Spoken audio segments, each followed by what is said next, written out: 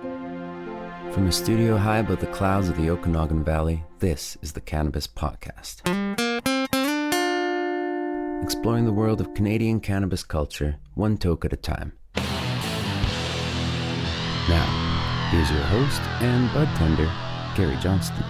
And I am happy to welcome you back to the Cannabis Podcast. If this is your first time, well, let me offer you an especially, that isn't a word. Pretty sure I'll look it up in the dictionary, but I'm pretty sure it's not there. Let me offer you an especially warm welcome for your first visit. We're going to spend the next 30-40 minutes or so talking about a bunch of things cannabis, and I mean a bunch of things got lined up for today. But before we do that, let me remind you this program is intended only for those 19 or older in your jurisdiction and is intended purely for entertainment and perhaps educational purposes. You should always consume your cannabis responsibly. And in this episode, well, we're going to look back at terpenes. We're going to start a whole series of things we're going to be doing over the next few episodes. Diving into some specific on terpenes, this is more of a broad view of some common terpenes, and this is from my buddy David Wiley at OkanaganZ.com. We'll add to that some explanation for what you're seeing in your cannabis labels, what some of those numbers may mean.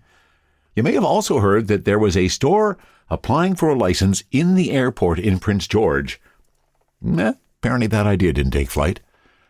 Also remember that the BC government was asking a few months ago for your opinion about whether they should be opening or allowing consumption lounges. We got the first report on that. We'll touch on that. It's exciting to see this industry grow, and this is a story about some of that growth, how a processing facility became a game changer over in the West Kootenays.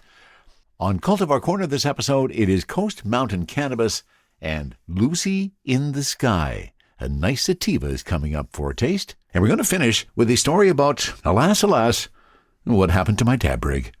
All of that and more on episode 115 of the Cannabis Podcast. And we are going to OkanaganZ.com for our first story. This one written by my buddy David Wiley. It's a field guide to common terpenes found in cannabis. As we have discovered, of course, over the course of the podcast since we began, terpenes were hardly ever mentioned, and David has a great quote about terpenes in the second line of this story. Terpenes have always been part of our everyday lives. We just didn't really talk about them until they became entrenched in the modern-day legal cannabis lexicon. All plants produce terpenes. They're the oils that give off their scent. More than 100 terpenes have been found in cannabis, and different strains have different combinations. Here are some of the highlights on 7 terpenes most commonly found in cannabis. Pinene is associated with feeling energized, alert, and creative. Pinene, as the name suggests, smells like pine. It also occurs in rosemary, basil, parsley, and dill. Pinene is the most common terpene in nature as it's an effective insect repellent. Pinenes, there are both alpha-pinene and beta-pinene, are used to make turpentine, and pinene vaporizes at 155 degrees Celsius or 311 degrees Fahrenheit. Myrcene can feel sedative. Mangoes are one of the many plants that contain myrcene. Mangoes, lemongrass, thyme, and cardamom are some of the plants that contain myrcene. It has an earthy, herbal clove flavor. It's one of the most common terpenes found in cannabis plants. It vaporizes at 167 degrees Celsius or 332 degrees Fahrenheit. Limonene can feel euphoric. It's bright and citrusy. Limonene has a distinct citrus flavor, particularly oranges. It's found in citrus fruit peels as well as caraway and dill. Its name comes from the Italian word for lemon, limone. It's widely used as a dietary supplement, flavoring, and in cosmetic fragrances. It vaporizes at 176 degrees Celsius or 348 degrees Fahrenheit. Caryophyllene is a proven painkiller. It's spicy as pepper and as clove. As one of the chemical compounds that gives black pepper its smell, caryophyllene has a spicy flavor that's also found in cloves and cinnamon. Fun fact, you could call caryophyllene the narc of the terpenes, as it's the smell that drug-sniffing dogs pick up on. It's been shown to have an anti-inflammatory effect, and vaporizes at 176 degrees Celsius or 340 degrees Fahrenheit. And as a bit of a sidebar, I find that an interesting fun fact. And I wonder, so therefore, if you had some weed that didn't have any caryophyllene in it, it could get by the drug-sniffing dogs. Interesting fact. I'd never heard that piece before. Linalool is often associated with lavender because it is calming and uplifting. Linalool is a floral scent often associated with lavender. It's also found in spice plants like coriander, which can add some spicy depth. As a popular scent, linalool is used commercially to make soaps, fragrances, and food additives. It vaporizes at 176 degrees Celsius, 348 degrees Fahrenheit. Humulene is a terpene associated with healing and inflammatory effects. Found in the flowering cone of the hops plant, humulene is like a heady IPA, but not too bitter. It's a compound also prominent in tobacco, sage, and ginseng. Humulene is being studied for its underlying anti-inflammatory effects, vaporizes at 225 degrees Celsius, 379 degrees Fahrenheit. Soothing, calming bisabolol is found in medical cannabis strains. Bisabolol is reminiscent in smell and taste of chamomile. High concentrations can be found in medicinal cannabis strains. It is subtle and floral. Its smell is also compared to apples, sugar, and honey. Vaporizes at 119 degrees Celsius and 246 degrees Fahrenheit. And some notes at the bottom of the story from David. Thanks to Edison Cannabis Company for the well-designed terpene guide that looks like a Pantone color tool, and also to Wikipedia, which has a great resource in describing the different terpenes. And thank you for the effort in putting that story together, Mr. David Wiley at OkanaganZ.com. And in fact, our second story today is also going to be from OkanaganZ.com, and kind of a tale on, or as he has described, it's part 2 of his look at the terpene profile. This is the second installment in How to Read the Label series, because we want to help decode the language and figures used on labels to help people better understand the information they're seeing. Reading labels can help you understand cannabis better. Labels are a bit of a code to crack, so don't feel out of place if you don't instantly understand what the jargon and numbers mean. Every legal cannabis product has both THC and CBD percentages on the label. You'll see them as different numbers. If it's your first time looking at a cannabis label, you might throw your hands up and ask, what does this even mean? Here's some insight into how to understand the label. In completely unscientific terms, THC is the cannabinoid that gets you high. CBD is the cannabinoid that keeps you chill. These numbers will be shown in different ways depending on the format, such as flower, oils, and edibles. Here's how to read cannabis flower labels. On flower labels, you'll see something like this. THC, 2.3 milligrams per gram, and then in brackets, total THC, 72 milligrams per gram. CBD, 1.1 milligram per gram, and then in brackets, total CBD, 116 milligrams per gram. The second number listed, total THC or total CBD, is the figure relevant to you, as it denotes how much THC and CBD you'll get after heating and inhaling.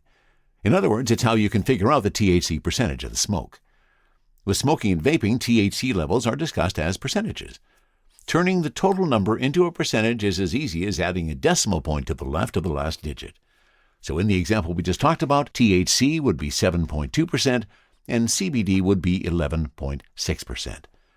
THC levels in flower range from practically nil in hemp to over 30% in that real sticky stuff. CBD levels are usually low in flower, but some strains are bred specifically for it. Over 10% CBD is considered high. And let me take a bit of a sidebar here and add a little bit more to this story.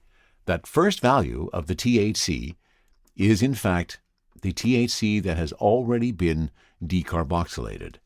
So that 2.3 milligrams per gram is THC that would in fact get you high, if you could manage to consume it. That's what that first value is, and then the total THC of 72 milligrams we spoke about in this example is actually THCA, because it has not yet been decarboxylated. So when we speak of the percentage, that is the percentage available of THC. It doesn't mean you're going to consume that entire percentage. End of sidebar. Vape card labels have the same formula. THC and CBD numbers on vape card labels can also be turned into percentages by moving the decimal. Because cannabis oil is used in vapes, it will have a much higher percentage, often in the 80% plus range.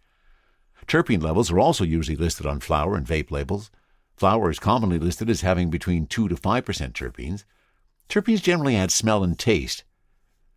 How to read cannabis tincture and oil labels? Well, on the tincture labels, you'll see something like THC 2.1 milligram per mil, and then in brackets, total THC 2.1 milligram per mil.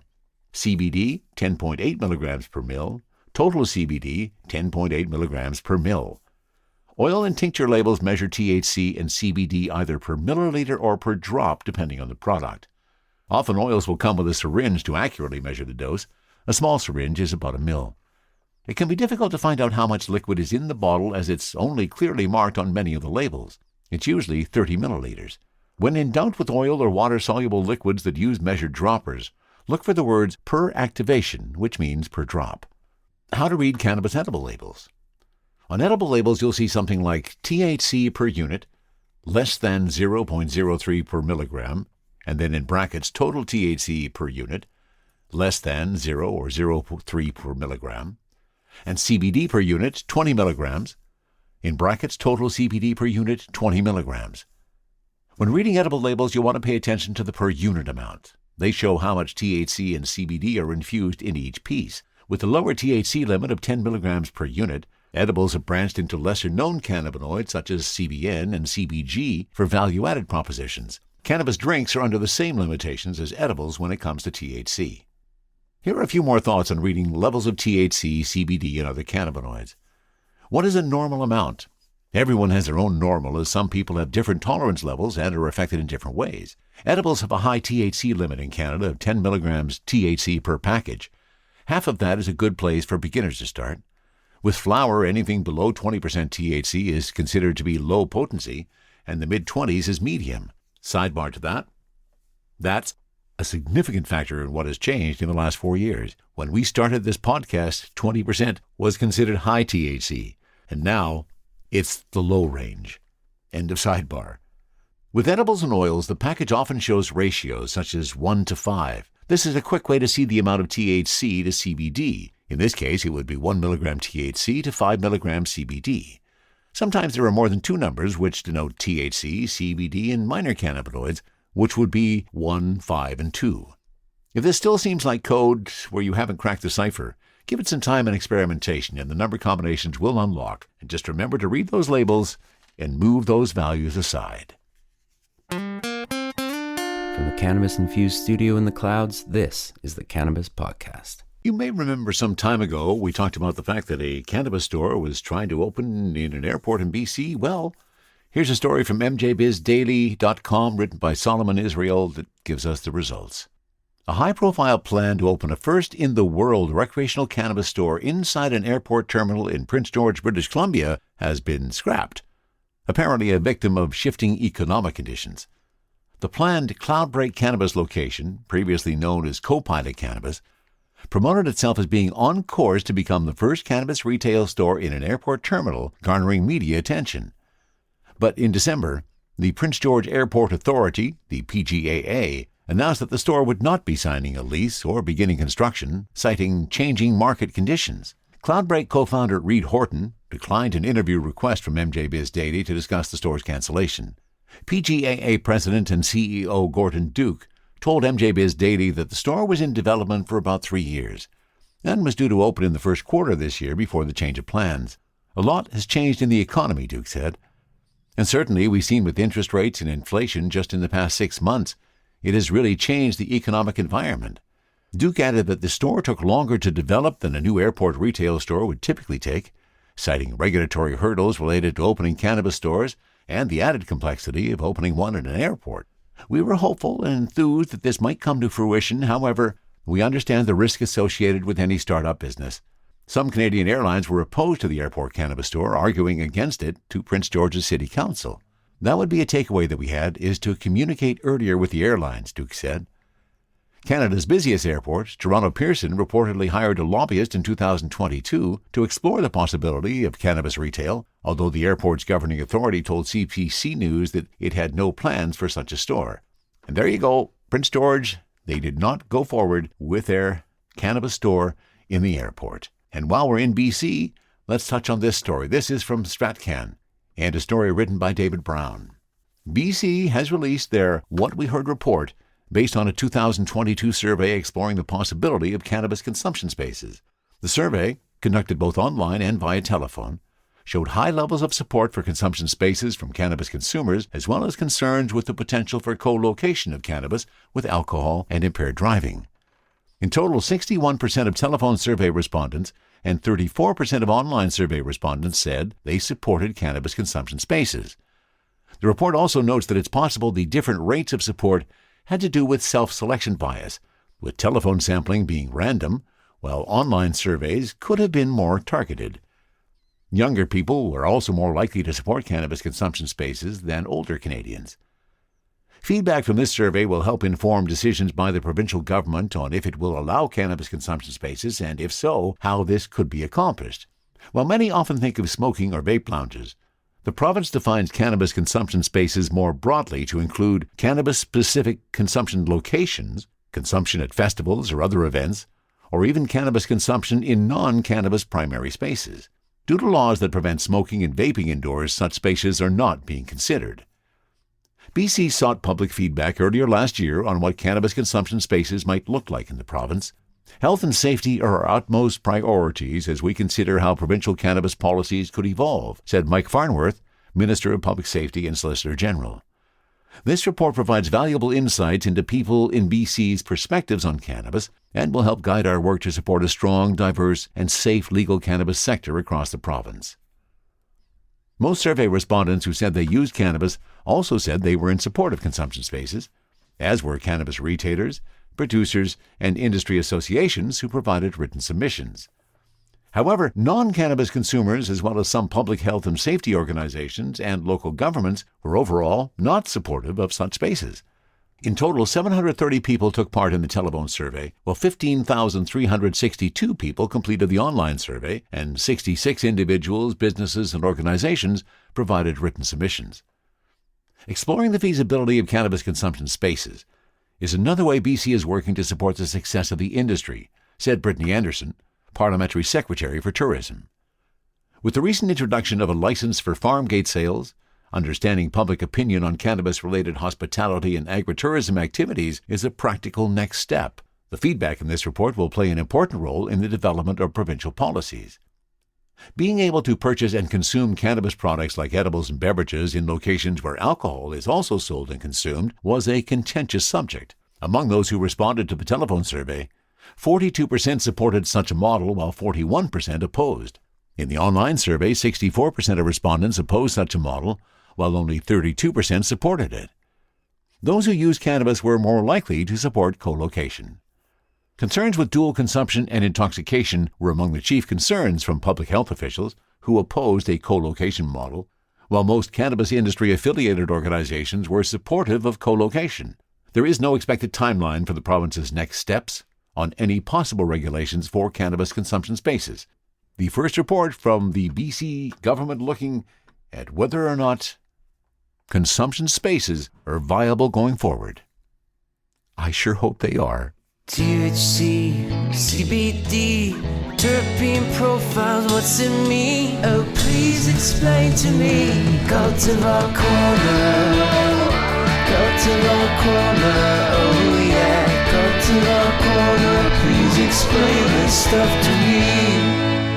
On Cultivar Corner today, we're paying our second visits to a company called Coast Mountain Cannabis. They are an organic grower, and this time we are doing their Lucy in the Sky. Let me give you the story of Lucy in the Sky, sometimes referred to as... No, never mind. I won't say those three initials because I'm not supposed to. Let me get the story for you from Coast Mountain Cannabis. First of all, let's tell you about Coast Mountain Cannabis and what they do. So they build a regenerative living soil ecosystem rich with organic nutrients and microorganisms, certified organic by ProCert. Their master growers are passionate about brewing in-house microbial teas that feed the soil rather than the plant. And their LEDs replicate the entire electromagnetic spectrum of natural sunlight that's needed by the plants during the various stages of the growth cycle. And they're never in a hurry. They dry their cannabis slowly in cool temperatures to lock in those important terpenes and preserve the flavor. And they take their time, never machine trim their cannabis. Each bud is manicured by hand with care to preserve the structure. And they believe that high-quality cannabis grown on a smaller scale is better for us, the community, and the customers. That's the story behind Coast Mountain Cannabis. Now let's talk about the product we're talking about today, and that is their Lucy in the Sky. Often called lemon diesel, lemon sour diesel, or an acronym we're not allowed to use, but I can, LSD. BC Organic Lucy in the Sky is for those looking to enjoy an invigorating and euphoric high. The strain has a noticeably skunky diesel-like aroma. Let's check. There is a hint of skunk in there, and I have been waiting to find some of that hint of skunk. It is there. But also, yeah, definitely some diesel notes.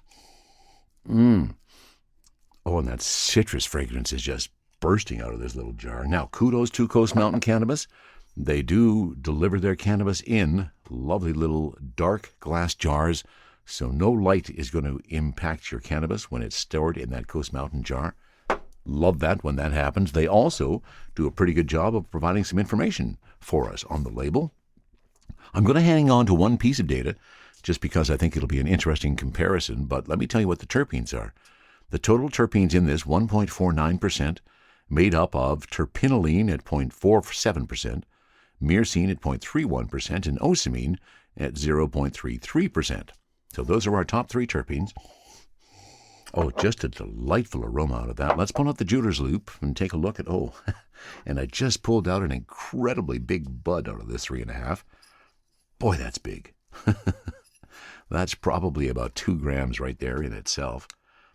Now, the picture that they have, and of course I have the link back with the show notes, and the picture that you'll note on the Coast Mountain Cannabis site is the plant still growing, where we're seeing all those wonderful trichomes. And unfortunately, once it goes through the curing process, it doesn't quite look as frosty, but it still looks pretty darn good. Lots of red hairs in this. Fairly expansive trichome fields. Can't pick up on a lot of amber. Looks like we got a lot of milky. A little bit of amber on some of those. And as you crush the buds to grind it up, those smells just come bursting forth even more. Squeeze my finger with that. Oh, maybe it's the ocimene in this case that's giving those fruity tones. Oh, just a beautiful smell, though. Really, really potent. And now I've had some weed that has been at a terp percentage in the 4 to 5% that did not have as robust an aroma as this one does. So I'm pretty impressed at 1.47, 1.49 total terpenes. And those terpenes are just bursting forth. I'm ready. I've got a joint. The Crafty Plus is ready to load up. So let's finish the description. The strain has a noticeably skunky diesel-like aroma accompanied by a robust citrus fragrance and a taste to match. This might be the experience that you're searching for. 100% certified organic, ultra-premium, grown indoors using organic living soil, perfectly cured, hand-trimmed, and packed with love in glass jars. You can feel the love when you hold that glass jar in your hand. It is. Now, here's where I get a little strange. Or I don't get strange, but my perception gets a little strange. Afghani indica and skunk number 1. That's the cross that makes up this sativa dominant hybrid. Well, hang on a sec. Afghani indica, that's a pretty strong indica. That skunk number 1 must be an incredible sativa to be able to mix with the Afghani indica and turn this into a sativa dominant hybrid. Now, of course, I don't know how the genetics work and all of those pieces. I'm just a dope smoker. But I still am curious how Afghani indica and skunk number 1 can turn into a sativa dominant hybrid. Now, the THC, piece of data that I'm kind of holding back from you. The range on this one, 16 to 22% THC. And I'm not going to say what the THC is on this until we are somewhat further into it. In fact, it's time to take a taste. The Crafty is ready. The joint is ready. This is Coast Mountain Cannabis Organic Lucy in the Sky.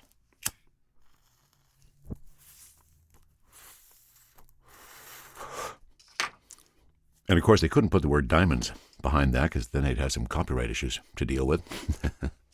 Lucy in the Sky by itself, I think, is a fairly safe phrase. Okay, off the joint. A little bit of that skunkiness. Definitely some of those citrus tones. Smooth. No harshness whatsoever. And since the Crafty Plus is ready, let's bring that up and see what we got this taste of Lucy in the Sky.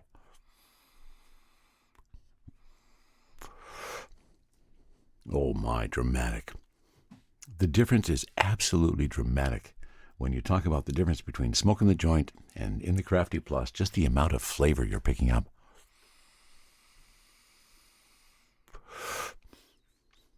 Definitely some lemon notes. A little bit of that skunkiness. Again, I have not come across really, really skunky weed since probably back in the early 80s when my buddy used to grow it down the road. But a lot of people are saying they got some skunk in their weed. This does have a little bit of the skunkiness. I'm just going to relight the joint. And so, again, this is a product where you're looking for an invigorating and euphoric high. And here we go.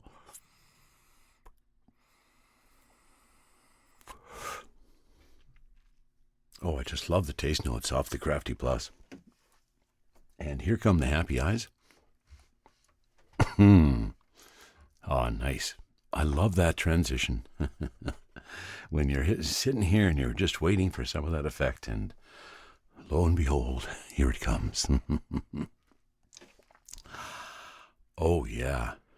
Oh, there's the happy eyes. Oh, the euphoria. Just rolling around behind those happy eyes.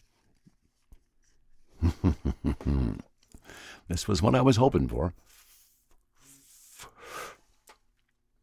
100% certified organic, ultra premium, grown indoors using organic living soil, perfectly cured, hand trimmed, and packed with love in glass jars. And I might also say unpacked with love out of those glass jars. Ground up with love. Oh, delightful aroma. Terpene rich, trichome rich. Delivering some nice happy eyes. Oh, that euphoria is just, building. This was the effect that I was hoping for.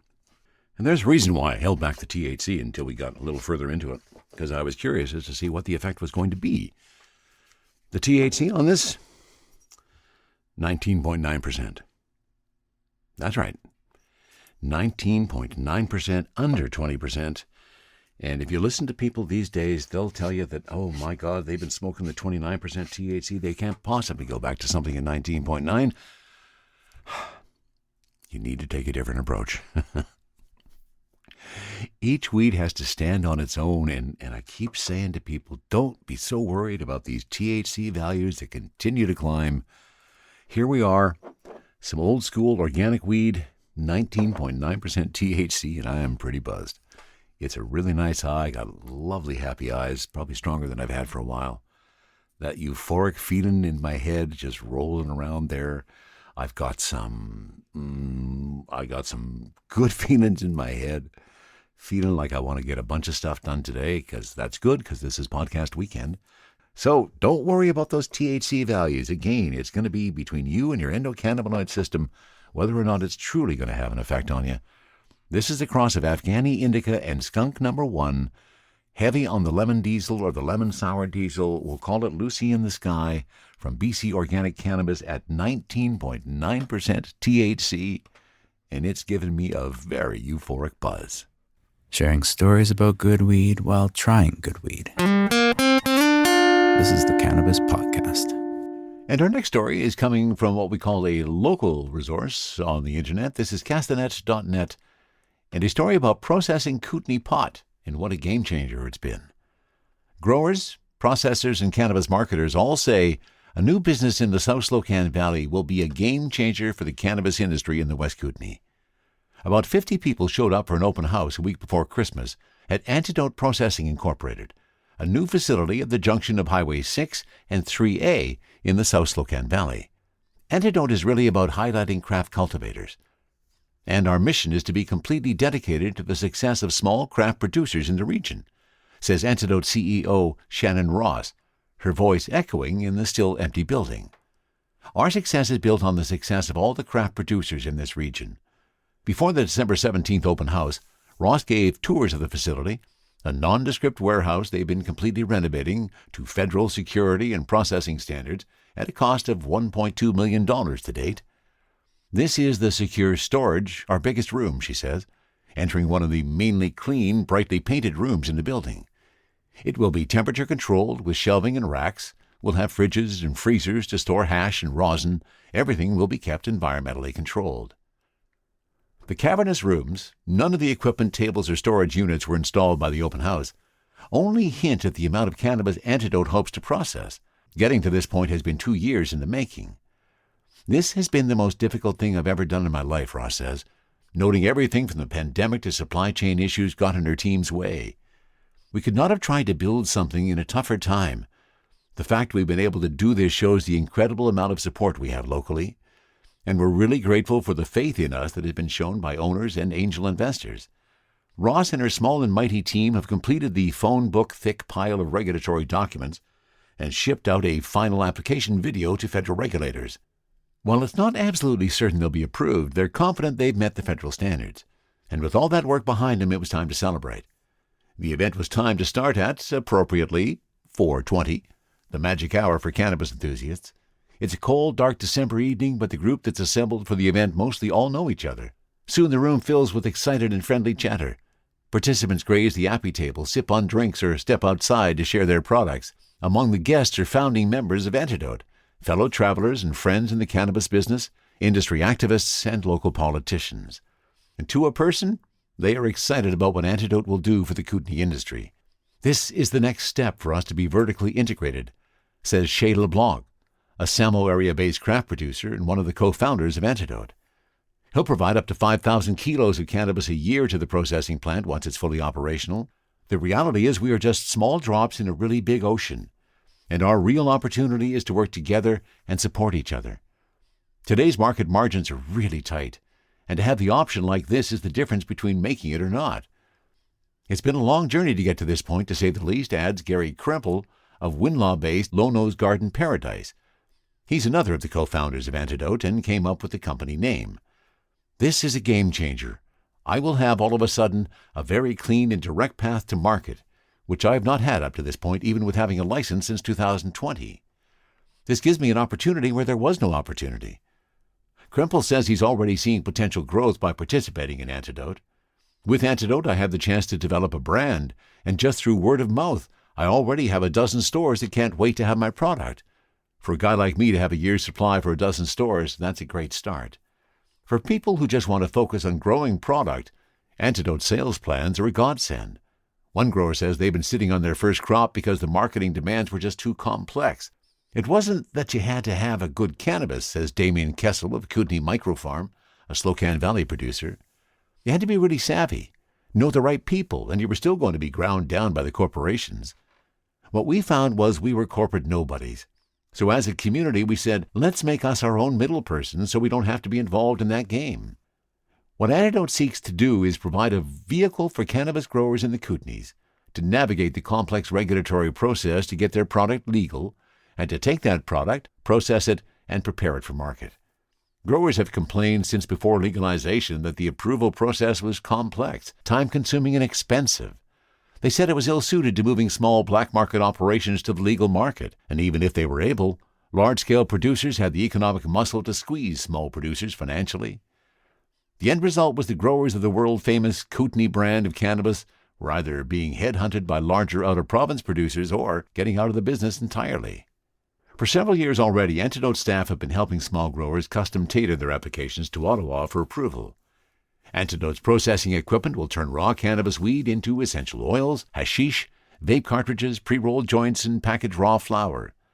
Stage 2 will see the company certify a kitchen to allow Antidote to move into edibles and other value-added products and into international sales. The international market is huge, Ross says. The Kootenays could not supply enough cannabis to the world. As soon as we open our doors, we're going to be taking craft flower and packaging it into containers and shipping it to retail stores and the liquor distribution branch, and be extracting at the same time, says Ross. We'll be working with 6 indoor micros and a dozen outdoor growers, so we have a lot of capacity. By the end of the year, Ross says they hope to be processing at least 2,000 kilograms of cannabis from about a half dozen craft growers. That will increase as their production lines develop, and they'll hire about 6 staff initially, adding staff as they grow into the work. And more than that, The community they're beginning to develop will grow stronger, she predicts. We're almost like a family. We've helped them since the beginning of getting their licenses. We helped them build their business, and now we're helping them get to market. So what is coming out of Antidote is really representing their business. They're getting the services they need, and they're getting a good, reliable product. And that first product could be on local store shelves as soon as this April or May. And there's a great story from the Kootenays, thanks to castanet.net. It doesn't matter how high the THC is. The entourage effect is always waiting for you here. This is the Cannabis Podcast. You've heard me talk in the last little bits about how much fun I've been having with the dab rig addition to my bong. Just picked up a standard bong a few months ago. Not sure why I stayed away from the bong for so long, but regardless of that, I finally got back to it.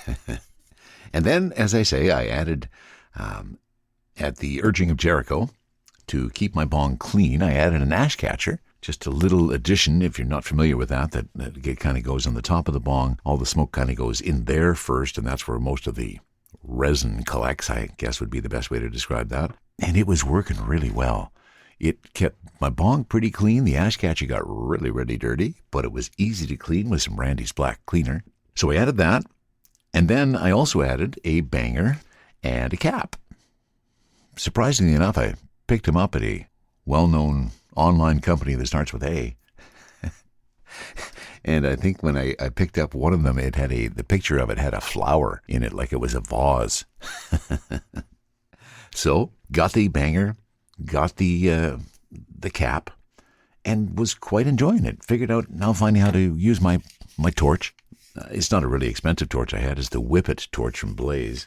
I felt really stupid sometimes trying to fill that up because it just wasn't working for me. And I finally figured out I was just taking the wrong approach. Once I realized that how to get it done, it worked pretty well. And I was working on some concentrates the other day, and this was a little live resin, and really sweet, really nice. Put a little bit into my banger. Picked up a dab tool as well, so I can get all my stuff way down deep into the banger. Did that. Got my torch fired up. I'm using a cold start, because that just kind of works better for me in my particular environment. So I fire up the torch, get going. It's firing up. And then I don't know what happened. I've been replaying it in my brain, and I haven't figured out the exact sequence of steps. But the next thing I know, water is now pouring out of my bong onto my desk, destroying a pack of papers that I had ready, which I wasn't quite expecting. And then the next thing that happened is, and I don't believe this, my ash catcher, I had a piece of that on the top of my table. The rest of that was on my cement floor, which of course is always a problem. And right next to my smashed ash catcher was my smashed banger, and I still haven't found my cap. No, that's not true. I have found my cap, but it was damaged as well. Crushed. If you've ever had any kind of a rig and you've dropped it on the floor, you know what that feeling is. Just crushed. That moment where you wish you could get that 5 second back and do something just a little bit different so you had a different outcome. That wasn't possible. Ash catcher, banger, cap, destroyed. Well, I still had some concentrate in the banger, so I lost a little bit there too. Now what do? Do I replace all of that? Go through that process and quite frankly, I'm thinking I'm not.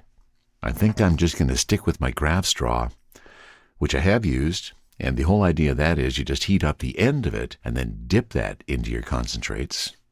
Works pretty well. Not the same as doing a dab off of a rig, I get that, but with the expense and the fact that it'd be pretty, well, I could still break this. It is glass. It is possible I could drop it on the floor, but a lot less prospect of that, because it's easy to hold in my hand. I can control it. So I'm thinking I'm not likely to get all of that stuff again. Get the banger and the cap.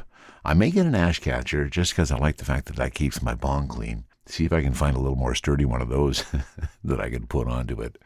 So there you go. It's happened to all of us. You drop a rig, it breaks. Now you have to look for a replacement. Not the best outcome for that particular day. And let me thank you so much again for being a listener of the Cannabis Podcast. I truly appreciate you being here. And I also thank those who have been supporting me at buymeacoffee.com/cannabispodcast. There is also another way you can support the podcast if you feel so inclined. You may have heard of Patreon. It's a site where creators can connect with their audience. And I now have a Cannabis Podcast page on Patreon. You're welcome to check it out or not. You can find the link on each episode's page with the social links up in the top right. Plus, I put one on cannabispodcast.com right under that week's episode. If you ever have a comment on anything you hear on the Cannabis Podcast, please send a note to info@cannabispodcast.com. That's it for episode 115 of the Cannabis Podcast. From the cannabis-infused studio, high above the Okanagan Valley, this was the Cannabis Podcast.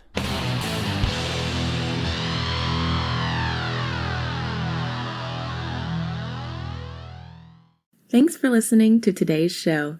To check out more great cannabis podcasts, go to podconnects.com. Here's a preview of one of our other shows. Hey there, my name is Leah Babrudi, and I'm the founder and host of Cannachicks Podcast, where I discuss cannabis, psychedelics, and other natural medicines. I not only interview people who use them as treatment for different conditions, but also the entrepreneurs who share their knowledge on how they built their businesses. If this sounds interesting to you, give my show a listen. I'm sure you'll learn something that'll surprise you.